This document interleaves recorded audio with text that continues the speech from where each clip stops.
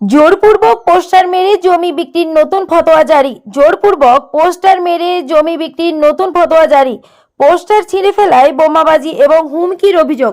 আতঙ্কে অসুস্থ ওই বৃদ্ধাকে ছুটতে হলো হাসপাতালে। ঘটনাটি নদিয়ার শান্তিপুর থানার অন্তর্গত তোপখানা পাড়া এলাকার। যদিও বৃদ্ধার তোলা অভিযোগ সম্পূর্ণ ভিত্তিহীন বলে দাবি এলাকাবাসীর। জানা যায়, তোপখানা পাড়ার বসবাসকারী বৃদ্ধা গায়ত্রী পাল। বর্তমানে তিনি একাই বাড়িতে থাকেন। তার 2 মেয়ে ছেলে বিয়ে হয়ে গেছে। তার ভিটে বাড়িতে 14 কাঠা জমি রয়েছে। পারিবারিক সমস্যার কারণে তিনি কয়েক কাঠা জমি বিক্রি করার চেষ্টা চালাচ্ছিলেন, কিন্তু অভিযোগ ওঠে ঠিক তখনই এলাকারই মুক্তি সংঘ রাজ কমিটির তরফে 1 কাঠা জমি দিতে হবে বলে জানায়। এমনকি ওই জমির দেয়ালে একটি পোস্টার মেরে দেওয়া হয়, যেখানে লেখা রয়েছে এই জমি কেনার পূর্বে ওই রাজ কমিটির সঙ্গে কথা বলতে হবে। পরিবারের দাবি, যখন ওই পোস্টার ছিঁড়ে ফেলা হয় সেই রাতে তার বাড়ি লক্ষ্য করে বোমাবাজি করা হয়। এমনকি দফায় দফায় কয়েকজন এসে হুমকিও দিতে থাকে বৃদ্ধাকে। যেহেতু বৃদ্ধা বাড়িতে একা থাকে, সেহেতু চরম আতঙ্কে দিন কাটছে তার।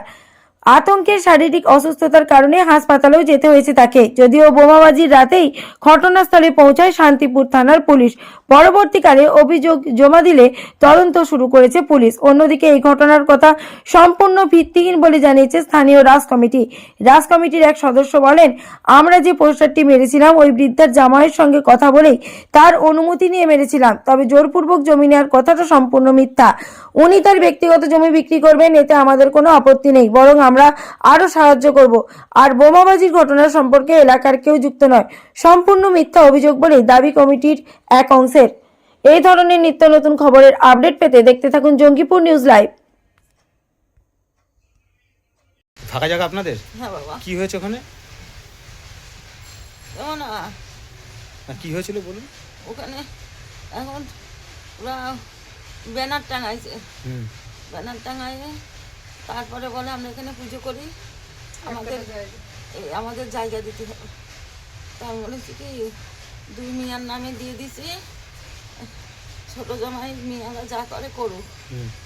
এই বলার পরে ওরা হচ্ছে ব্যানার টাঙাইছে বাবা। কারা এসে সেই ব্যানার ছিঁড়ে ফেলেছে? ওরা কারা? এই পাড়া কমিটি। ওটা কি জোর জবরদস্তি করে? এখন বাবা জানি না, ব্যানার তিনি তো টাঙাইছে। একা থাকে। কখন টাঙাইছে দেখি নাই, তারপর টাঙাইছে তাও কিছু বলি নাই। আমি বাবা ফোন করতে পারি না, কে ফোন করেছে। তখন এই বড় মেয়ে আইছে আর ছেলে আইছে, আসে ইয়েদের বাড়ি গেছে যে তোরা ব্যানার টাঙাইছিস কেন? টাঙাইছিস খুলে ফেল। তোরা বলেছে যে আমরা খুলবো না, তোরা যা পারিস কর। তখন মিয়া টানিয়ে খুলে ফেলেছে। খুলে ফেলাইয়ে ওরা চলে গেছে। আমি রাত্রি বাবা শুয়ে আছি, ঘুম পড়েছে, আমি বিপরে ঘুমাই আসি, এতখানি উঁচু হয়ে উঠে পড়েছি। উঠে আমার শরীরের মধ্যে কষ্ট হচ্ছে। তখন না খানিকটা পরে আমি ওদিক থেকে তোমার 3-4 জন লাইট ধরে আসছে। আমি কাছে কে গো, এই বারান্দার কাছ থেকে কে গো? কাছে ভয় নাই, আমরা পুলিশের লোক, ভয় নাই। তখন আমি বেরিয়ে গেছি। বেরিয়ে যাওয়ার পরে তখন বলছে যে কী হয়েছে? আমি বলছি কি আমি জানি না, এরকম ব্যানার ফেলে দিয়েছে মেয়ে। তারপরে রাত্রে এই যে এরকমভাবে বোম পড়েছে। যেই পুলিশ হচ্ছে আইছে, আর তখন পাড়ার মানুষ সবাই আইছে, আর সে সামনে দাঁড়াইছে। আমি বাবা কোনো কথাই বলি না, আমি বলছি যে কিছু হয়নি, বলে কিছু জায়গা নিয়ে হয় চাপ করছি না, কিছু আতঙ্কে রয়েছেন? আমি বিরাট আতঙ্ক হয়ে আছে। আমার বুকের মধ্যে সবসময় ধপা করছে। জীবনটা বেরিয়ে গেলে বাবা বাঁচে যেতাম, আমি আর সহ্য করতে পারছি না এই বয়সে। অত্যাচার কতদিন ধরে চলছে বাবা গো, সেই স্বামী থাকা কালের থেকে তারপরে সান্ত্বনা ছিল, কোনো কিছু ছিল না, এই যে নতুন করে হয়েছে। আমি আর সহ্য করতে পারছি না বাবা, আমি আর সহ্য করতে পারছি না। বোমা কারা মেরেছে? বোম আমি জানি না বাবা, আমি কি জমি কারা চেয়েছে? কমিটির লোক। কমিটির লোক কারা?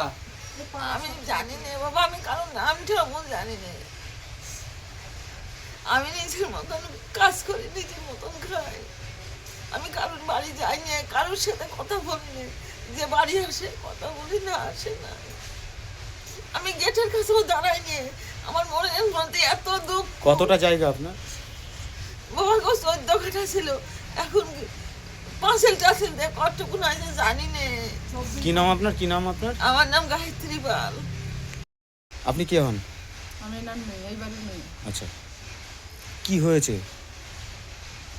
হয়েছে বলতে আমি তো থাকি শ্বশুর বাড়ি। হুম। মার কাছে হঠাৎ করেই ফোন করলাম যে মা কেমন আছে। বলছে আর কেমন আছি, কেঁদে ফেলেছে, যে এরকম পোস্টার লাগিয়েছে ওরা। কি পোস্টার কারা লাগালো পোস্টার?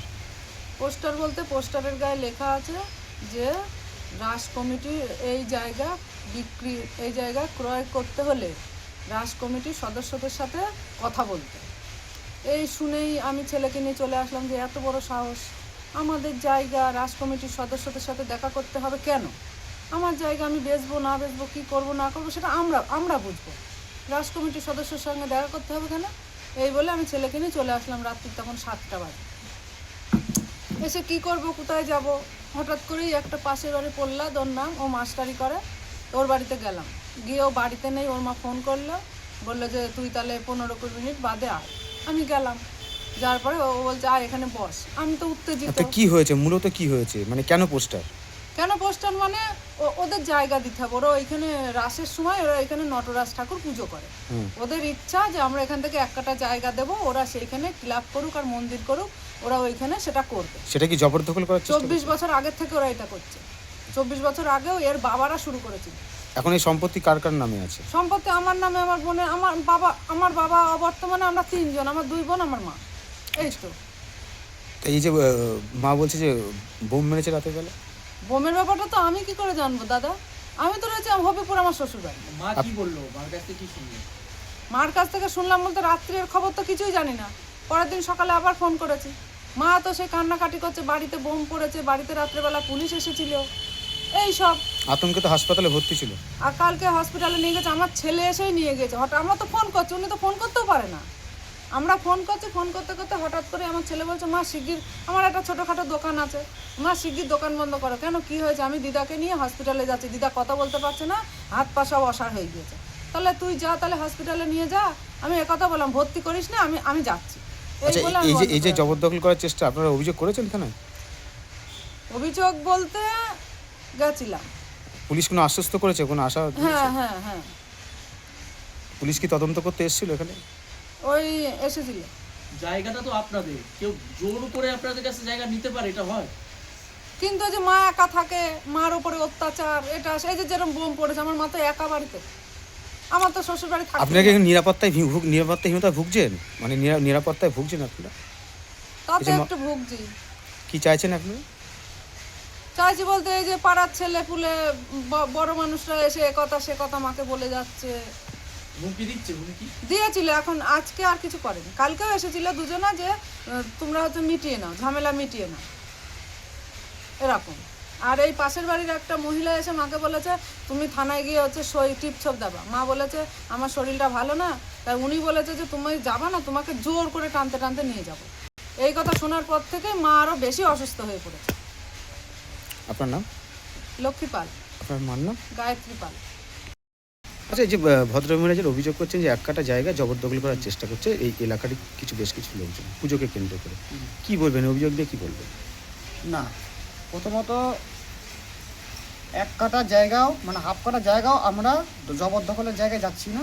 প্রথমত আমাদের পুজোটা এমন জায়গায় হয়, সেই জায়গাটায় ফন্ডেই আমরা পুজোটা করি। এবার বক্তব্য হচ্ছে জায়গাটা যদি বিক্রি হয়ে যায়, বিক্রি করুক, কেন ওনার জায়গা উনি যাকে খুশি বিক্রি করতে পারে, সে প্রসঙ্গে কোনো ব্যাপার নেই। কেননা আমরা পাড়ার ছেলে, আমাদের যাকে খুশি বিক্রি করতে পারে। ঘটনা হচ্ছে বিক্রিটা হয়ে গেলে না, ওই জায়গাটা আমরা পুজোটা করতে পারবো না। এবার আমাদের পুজোটা টিকিয়ে রাখতে গেলে, আমাদের পুজোটা বিগত 30 থেকে 32 বছর ধরে পুজোটা করছি, এই পুজোটা টিকিয়ে রাখতে গেলে কী করতে হবে, আমাদের একটু করে জায়গা লাগবে। এবার সেই জায়গাটা লাগার জন্য আমরা গেছিলাম যে কাকিমা জায়গাটা আমরা হাফ কাটা জায়গাটা মানে কিনতে যাই। তার কারণ কি, যদি আমরা ফন্ডের জায়গাটা কিনতে না পারি তাহলে আমরা পুজোটা করতে পারবো না।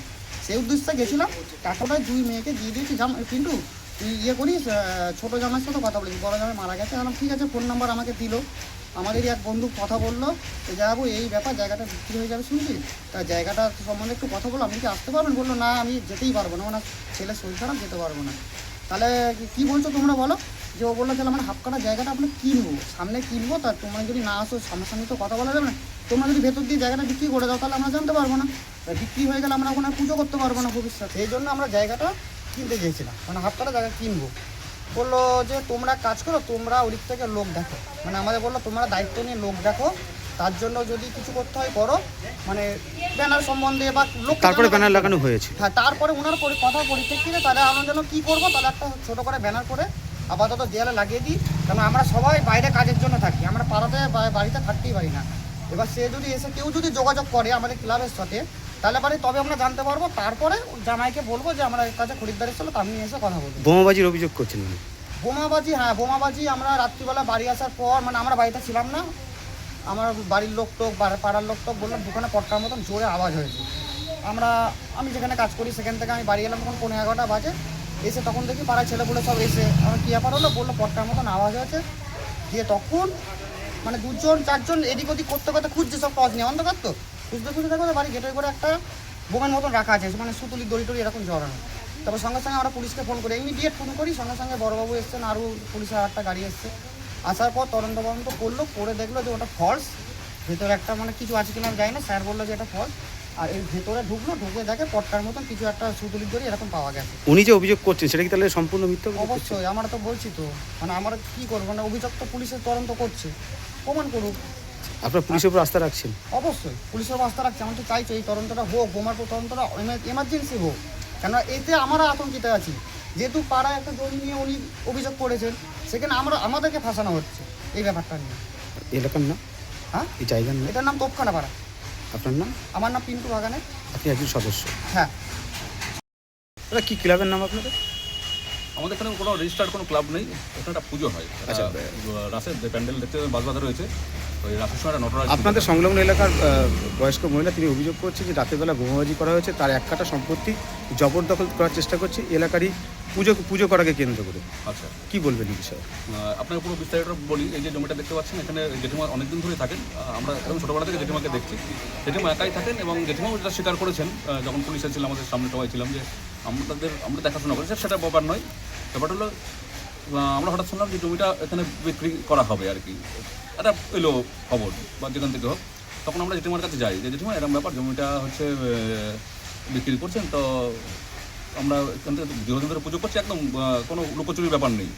তো জেঠিমা তখন বলেন যে জমি মেয়েদের দিয়ে দিয়েছি, মেয়েরা জামাই ভালো বুঝবে করবে। তখন জেঠিমার কাছ থেকে জামাইয়ের নাম্বার নিই, জামাইকে ফোন করা হয়, ফোন করে জামাই বলে আমি তো এখানে যেতে পারবো না, কালনায় থাকেন খুব সম্ভবত, তো আমি মাসে 6 মাসে একদিন যাই, তোমরাও দেখো কাস্টমার, আমিও দেখছি, যদি হয় তখন যে কিনবে তার কাছ থেকে তোমরা বুঝে নাও, আমরা কিছু দিতে পারবো না। খুব ভালো কথা। তো জামাইয়ের এই বক্তব্যের পরিপ্রেক্ষিতেই কিন্তু যে ব্যানারটার কথা বলছেন, ব্যানারটা লাগানো হয়, এবং পরবর্তীকালে দিদিই কিন্তু মানে ওনার মেয়েই ব্যানারটা ছিঁড়ে দাও, তার জন্য কিন্তু কোনো ব্যাপার নেই। এবং এটা বোমাবাজি হওয়ার পরে, আর বোমাবাজি যে ঘটনা বলছেন, বোমাবাজি আমাদের পাড়ায় এরকম, আপনি এখানে কেন, আপনি যে কোনো এই প্রান্ত চতুর্দিকে ঘুরলেও এরকম কোনো ছেলে নেই আমাদের এখানে যারা বোমাবাজি করে। এখানে সবই দরিদ্র খেটে খাওয়া ঘরের ছেলে, আমরা কাজ ছাড়া, আমরা কাজ না করলে খাওয়া হবে না। তো সেই জায়গা থেকে যখন এখানে বোমাবাজি হয়, আমরাই কিন্তু পুলিশকে ডেকে নিয়ে এসেছিলাম যে এখানে একটা বোম পড়েছে, আমরা আতঙ্কে আমরাই বেরোইনি। তারপরে দেখুন, আমরাই ডেকেছিলাম পুলিশকে, যদি আমরা বোমাবাজি করবো ভয় দেখানোর জন্য বা কিছু এরকম শুনছি ওনারা অভিযোগ করছেন, তাহলে তো আমরা পুলিশকে ডাকতাম না। পুলিশই এসে উনি গেটও খোলেননি, পুলিশই ওই ভেতর দিয়ে এই পাশ দিয়ে দেখুন গিয়ে দেখেছে ওই মানে চকলেট বোম না কি ছিল, আর এই রোডের সামনে একটা হচ্ছে, ওটা ভয়ে আমরাই যেতে পারছিলাম না, একটা বোমা মতন ছিল, আমরাই পুলিশকে ডেকেছিলাম। আমাদের কোনো অনুমান নেই, ঠিক আছে। এবার দেখুন, এখানে একটা জমি রয়েছে, যেহেতু জমি নিয়ে হচ্ছে কথাবার্তা চলছে, এই জমিটা কেনার জন্য অনেকেরই লোভ লালসা জন্মাতে পারে, ঠিক আছে। তাদের মধ্যে থেকে কেউ করতে পারে, যেহেতু আমরা জেঠিমার সঙ্গে জমির বিষয়ে কথা বলেছিলাম, ওনার জামাইয়ের সঙ্গে কথা বলেছিলাম, যে আমরাও কাস্টমার দেখছি, বলেছিলাম কিন্তু ওনার জামাই যে তোমরাও দেখো আমিও দেখছি, এইভাবেই। কিন্তু উনি যে অভিযোগ তুলছেন সেটা কি তাহলে মিথ্যা বলছেন? উনি কি অভিযোগ করেছেন সেটা তো জানা নেই। আপনারা কি এক কাঠা জমির দাবি করেছেন বারোয়ারিতে? আমরা বলেছি হাফ কাটা আমরা বলেছিলাম আমরা মন্দিরের জন্য একটুখানি জায়গা আমাদের দিলে ভালো হয়, আমাদের কোনো দাবি নেই, ঠিক আছে। আমাদের কোনো দাবি বা দিতেই হবে জোর করে, এরকম করার মতন আমাদের কারোর সাহসও নেই, আর এরকম কেউ করবেও না, ঠিক আছে। আমরা বয়োজ্যেষ্ঠ পাড়ায় সবাই আছে, সবার মতামত নিয়েই চলি, এরকম কোনো দাবি বা মানে দিতেই হবে এরকম কোনো ব্যাপার নেই। আর একটা কথা হচ্ছে, দেওয়ালে একটা পোস্টার মারা হয়েছে, যেখানে লেখা রয়েছে যে বারোয়ারির সঙ্গে কথা বলে এই জমি কিনতে হবে। ওনার জামাই তো বলেছিলেন যে তোমরাও দেখো আমরাও দেখছি, আমরা দেবো না, যারা কিনবে তাদের সঙ্গে তোমরা কথা বলতে পারো, সেই হিসাবেই তো আমরা পোস্টার লাগিয়েছিলাম। ওনার আপত্তি ছিল, পরের দিন ওনারাই খুলে দিয়েছেন, তার নিয়ে আমরা ওনাকেও একবার কিন্তু প্রতিবাদ করতে জানি যে কেন খুললেন। এই পোস্টারটা ওনারাই লাগাতে বলেছিলেন? জামাইয়ের জামাই অনুমতি নিয়ে বলেছিল, করেছিলাম, জামাইয়ের সঙ্গে টেলিফোনে কথা হয়। জামাই উনি জেঠিমাকে বলেছিলাম যে জামাইকে আসতে বলেন, জামাইয়ের সামনাসামনি কথা বললো, তো বলে জামাই তো অনেকদিন পর আছে, এবং জামাইও তাই সেই কথাই বলেছেন যে আমি 9 মাসে একদিন যাই, তোমরা তোমার মতন করে দেখো, আমি আমাদের মতন করে দেখছি। ওনার জমি উনি যদি কাউকে বিক্রি করেন, আমাদের কি আপনাদের কোনো কোনো আপত্তি কোনো আপত্তি নেই, কোনো সেটা আপত্তি আমরা কেন বলা না হয়েছে। লিগাল, বরঞ্চ আমরা হেল্প করবো। বলছে আমরা হেল্প করবো, ঠিক আছে। আমরা এতদিন তো হেল্পই করে ঠিক আছে। আসছি। তো ওনার বর আপনি গলায় ওনাকে দিতে জিজ্ঞাসা মারা গেল, করবেন। তখন আমরা হেল্প করেছি। আমরা হচ্ছে উনি একাই থাকেন আমরা সব পাড়ার ছেলেরা। এখানে, পাড়ার সমস্ত মা কাকিমাদের সঙ্গে উনি রীতিমতো রোজ গল্প করেন। আজকেও সকালবেলা হয়তো অনেকের সঙ্গে গল্প হয়েছে। এরকম সম্পর্ক নেই, কিন্তু সম্পর্কটাকে আশেপাশ থেকে নষ্ট করে দেওয়ার কোনো চক্রান্ত হয়তো চলছে, ঠিক আছে, যার ফলে আমরা খারাপ হয়ে যাচ্ছি। তাহলে এটা কি চক্রান্তই বলছেন? সেটা বলতে পারবো না, কিন্তু আমাদের এখানে কোনো এরকম নেই। তাহলে আমরা বোমা পড়লে আমরা ভয় দেখে আমরা ক্ষান্ত থাকতাম, আমরা আরও ভয় দেখানোর চেষ্টা করতাম, কিন্তু আমরা কি কোনো রকমভাবে